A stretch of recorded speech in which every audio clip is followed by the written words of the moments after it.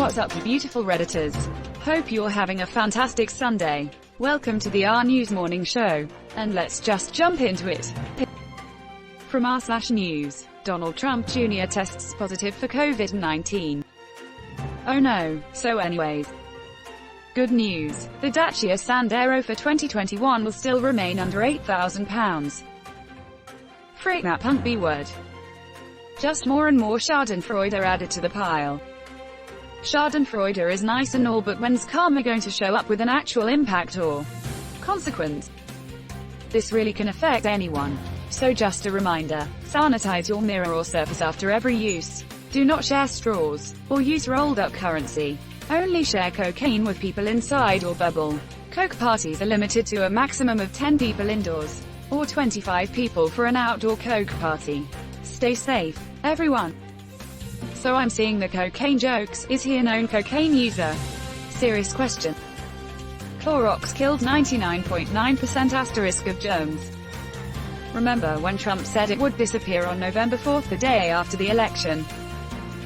Eric Trump said after November 3rd, coronavirus will magically all of a sudden go away and disappear and everybody will be able to reopen. Oops. Who knew Eric was a moron? He's going to say that suffering from coronavirus was no big deal, regardless of what happens. You're watching the RNEWS show. From r/politics, Twitter says it will give a POTUS account to Biden on Inauguration Day. While Twitter solidifies itself as public presence delivering federal guidelines. Win-win for corporate America. All they have to do is set the password to something with more than 3 syllables. He'd never guess it. Now all Joe needs to do is make an account called It Real Joe Biden to really ruffle Trump's feathers. I'm going to sign up to Joe Biden's Twitter just to help him have more followers than Trump. That'll really get under his skin. Lol.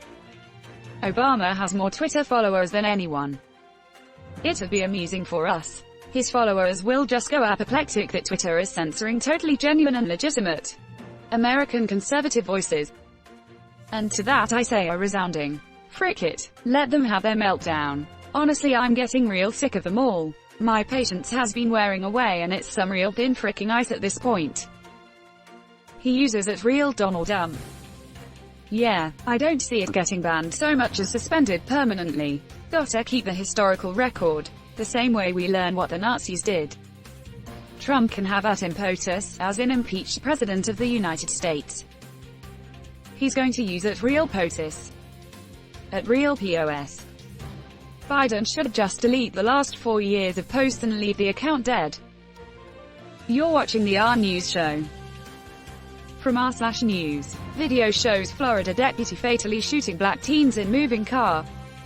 Y'all remember the story from a couple days ago where the guy was beaten and tasered and left for dead with a spit guard over his head? Yeah, this is the very same sheriff's deputy's work. Frick Wayne Ivey, and frick the 60% of Brevard County residents that voted to re-elect him. Sounds like they need the wooden gun treatment Gator got in the other guys until they show enough self-control to carry real iron. Being stupid should not be a death sentence. If it was, he couldn't have typed this nonsense. I don't agree with many of the comments within this thread, but this right here highlights a big issue. There needs to be more consistent training and policies, and it needs to be used to hold police accountable as a standard. With Breonna Taylor, for example, they're banning no-knock raids in that city and a few other places as a result. Doesn't help the rest of the country. Part of me considers train the police better than defund the police as a message. The training would, of course, revolve around what I perceive to be similar issues, as far as demilitarizing the police in a sense. You're missing the other part of the issue. Police are asked to do too much. That's part of defund the police, fund other necessary programs that can actually have them trained to do that job. Not the catch-all armed police officer showing up over every issue. Watch the video again. The cop didn't even have to get out of the way the car was turning, so would have passed on his left. You're watching the RNEWS show. From r/politics, Stacey Abrams says reason Republicans are so mad about election is that their voter suppression efforts were blocked. Yes, they cheated their hearts out and still lost. It's usually the cheaters that scream the loudest because they know for certain how they cheated, and automatically assume their foes did too. Given this administration's endless penchant for projection, it totally wouldn't be surprising if later investigations uncovered actual vote rigging by the GOP. Which is glorious. Well, they still re-elected people that will frick us. So only some places was it unsuccessful. They still gained on Congress and will probably be more organized in 2022 once the shit stain stops interfering in their dog whistling. There's no doubt, mail voting is an existential threat to Republicans. Mail-in voting wouldn't have been an election issue if Trump wasn't an idiot. If you want to help the Democrats in Georgia, go to www.gasanate.com and donate. It will direct you to an ActBlue fund that will split your donation between each of the Georgia Democratic Senate campaigns and Stacey Abrams' Fair Fight organization to prevent voter suppression. This is the site that Stacey Abrams created just for this reason. You're watching the RNEWS show. From r/politics, Trump accuses Pfizer and Moderna of working to stop his re-election. He's also taking credit for the lowering of insulin prices. And he's right. If he hadn't fricked up the coronavirus response so horribly and destroyed our very way of life, we would never have gotten cheaper insulin. He also stopped school shootings. I don't think we had one all year. Good job #MANGA edit. I can't tell by some of the responses if people understood I was being sarcastic. So, little late, but here is my S.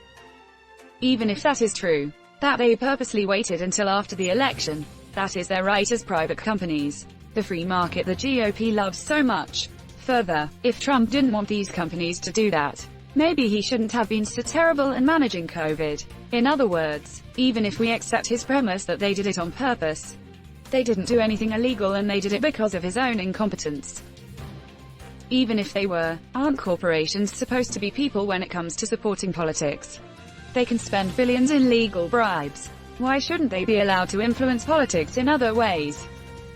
Could you imagine if he cultivated a good relationship with the science community, followed guidance and encouraged mask wearing? He might have received some hints that those test results were going to be positive news. You know, working with the forces of good instead of the forces of evil has benefits. Technically, he accused Visa, not Pfizer. Cheeky smiley face. Twitter.com. You're watching the RNEWS show. From r/politics, Bernie Sanders says the GOP has ceased to be a political party and is now a cult for staying silent on Trump's election attacks. Conservative, libertarian, liberal, or progressive, if you support an unelected leader, you are treasonous. Edit. For the treasonous, you know I meant after January 20th.